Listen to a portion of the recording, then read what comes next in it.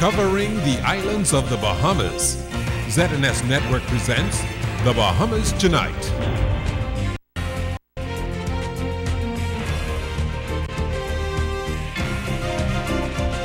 This portion of the news is brought to you by McDonald's. McDonald's, I'm loving it.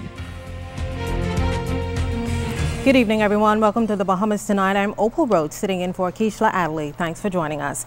Topping the news, authorities reporting a reduction in crime, at least by 6%. And what may have led to this reduction? While the police chief feels a number of community initiatives are assisting them as they battle the war on crime. Our Clint Watson has more. It's the kind of results police were hoping for, a noticeable decline in crime as a result of a number of initiatives introduced and the relaunch of major programs like Urban Renewal 2.0. We've always contended that if officers are immersed in certainly in communities, when things happen, the response is quick and there's a good chance that we can wrap things up quickly, and that is what you see happening. So it goes toward the whole concept of saturation patrols, getting as many uniformed and unmarked cars to the front lines as possible. And certainly Urban Renewal 2.0 is really providing good results for us, very, very good results. In fact, Police Commissioner Allison Greenslade says it's the best results they've seen in recent times. But what's significant is a critical component that has led to this success. We have arrested a number of prolific offenders, and those persons are still incarcerated. And that is also the reason why things have been a bit quiet. So a combination of things happening at the same time. But serious crimes aren't up? No, serious crimes are not up. All of our numbers are down. All of our numbers are down with the exception of armed robbery, which is up marginally. But all other categories are down, including murders. Commissioner Greenslade says in some cases they've changed the nature of operations and patrols to ensure maximum coverage on the streets, and it's delivering good results. I look at the amount of weapons we've taken off the streets to date, 318. And well over 5,000 rounds of ammunition. And if you juxtapose the amount of police shootings against that, it's insignificant. If you take the shootings in isolation, and then you'll perceive that you have a problem. But I don't think so.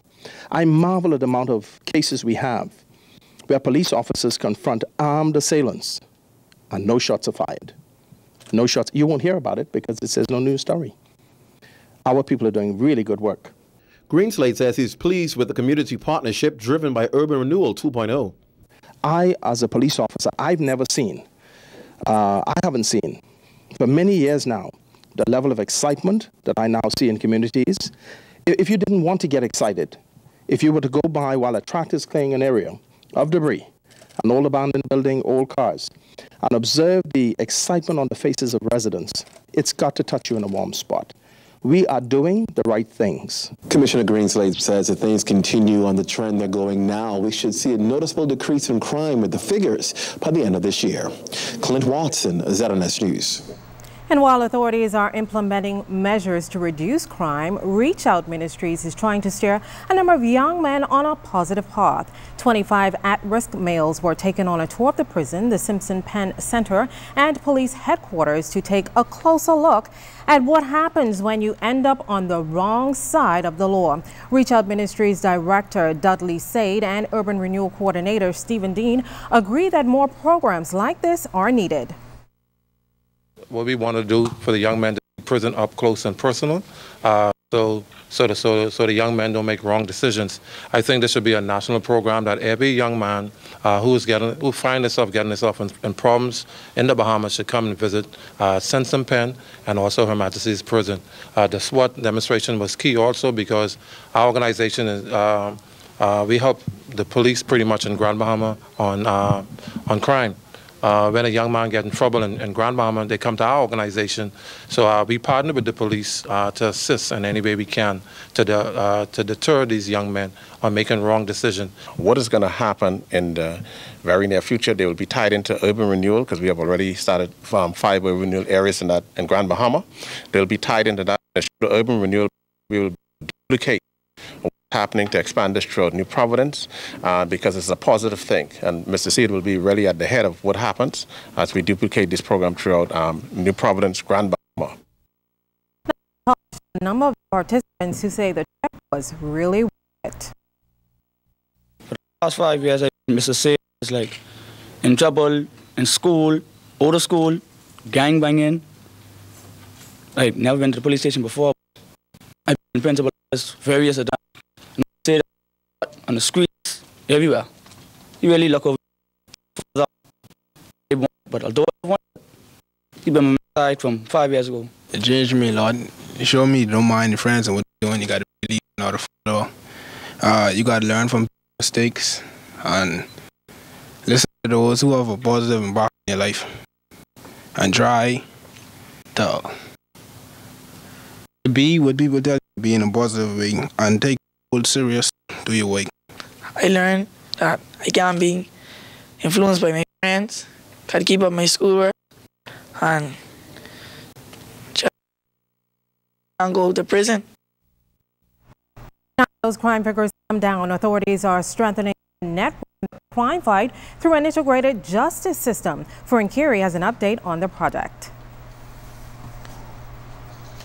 The criminal justice system is expected to come on stream at the Office of the Attorney General within 6 to 9 months. Once that happens, it will establish a communication network between all the key players involved in the administration of justice on the civil and criminal side of the court, including prosecutions, the police, and the prison. And with a backlog of cases reportedly in the thousands, Director of Public Prosecutions Vanette Graham-Allen says the system will play a pivotal role in reducing the number of cases waiting to be tried while improving the delivery of justice. You will have accurate information in a timely manner. AG spoke earlier about the lack of proper record keeping, and that is one of the main issues. You asked a question about how many persons are out in bail, and AG told you she's unable to give you an accurate figure because of improper record keeping. And the integrated justice system, we imagine, will assist in that regard. However, the Attorney General warns that all of the issues plaguing the legal system will not be changed overnight. We are in 2012, the 21st century, utilizing, I want to say 20th century methods, but in some circumstances, apart from computers, 19th century methods. So the weight of the system is all of the impact on the system. It just can't work. It just cannot. We have to bring everything about the administration of justice into the 21st century. The new system also ties into the Swift Justice Initiative. Swift justice exists for the benefit of victims and the accused. Accused want to be able to prove their innocence as quickly as possible. Victims want to put to rest this terrible travesty and tragedy that has been meted onto their families, they and their families. Fern Curie, ZNS News. From the courts, a teenager who escaped police custody at the Princess Margaret Hospital 3 weeks ago is behind bars after facing a judge today. He's accused of killing Javon Mullings last month. He was in hospital suffering from stab wounds, but he got away. As a result, he also faces an escape charge. He was not required to enter a plea, and the matter will be fast-tracked to the Supreme Court. The 17-year-old has been remanded to prison. Well, it's been a hot topic for weeks, legalizing the numbers game. Today, an executive at a major resort on Paradise Island expressed his views on the issue. Aldervis Munnings has that story. Since it's illegal for Bahamians to gamble anywhere in the country, Kerzner International ensures that casino patrons at the Atlantis Resort follow all the rules. Kerzner's president and chief executive officer, George Marcantonis, told reporters Monday that the company doesn't get involved in setting any parameters when it comes to the country's gaming. He's pleased, though, that the proposed referendum on gaming is now a national conversation. I don't anticipate that there's going to be any discussion about actual legalization of gaming for locals. We follow the rules of the country. And as I've said before, if it is ever legalized for locals, we'd love to have them in our businesses, as I know so would our colleagues at Bahamar and probably at Bimini and wherever else we have gaming. But I don't anticipate that this is likely to be approved in the short term.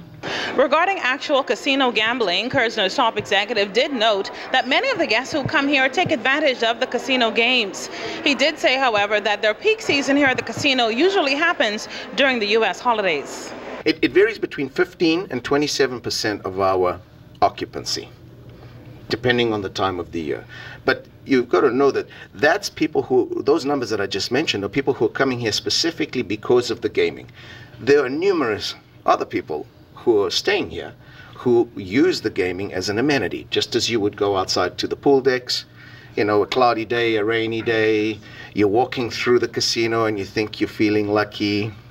The Paradise Island Casino features 100 table games, including roulette, craps, blackjack, mini baccarat and baccarat, Caribbean stud poker, and let it ride. Also known as the Bahamas' largest casino, the gaming facility also offers over 750 of the newest slot machines, each equipped with a state-of-the-art player tracking system. Now, Atlantis' casino usually gets an annual $1 million upgrade, and that's not just on games, but infrastructure too. We find that casino customers tend to want to play the newest versions of whatever is out there. So we will probably turn over in the region of 100 to 150 slot machines every year, bringing in new stuff, taking out the old stuff. We can track which machines are more popular and which do better. We follow what happens in other gaming jurisdictions. So if there are games that are very successful in Atlantic City or that are very successful in Las Vegas, it stands to reason that our customers who are coming from North America will like them too. Altaviz Munnings, ZNS News. Well, workers at Crystal Palace Casino and Wyndham Nassau Resort have 4 weeks to decide whether to take an early retirement or a voluntary separation plan. This comes as the hotel closes its doors for 6 weeks beginning September 4th. Resort executives are also preparing for the major construction phase and reduced occupancy levels. In a press statement today, officials say full-time staff have been offered a one-time opportunity to receive an attractive compensation package to either pursue other plans or continue their education. Now we're told that those who take the offer can also reapply in the future. Now, a major shipping company shutting its doors, leaving workers on the unemployment line. Atlantic Caribbean Line ended operations today, leaving employees and clients in shock. Workers claim they were not given any reason for the closure and have been promised a final paycheck at the end of the week. We caught up with a few of them today at the Gadsden Road complex. I ain't feeling good about it. What recourse do you have? I mean, have you been paid? No, we just be part of society. They said they're going to pay you on Friday. Friday. Were you told how much you're going to be paid, or just no, ma'am. Nothing? No, ma'am. Were you able to speak with management?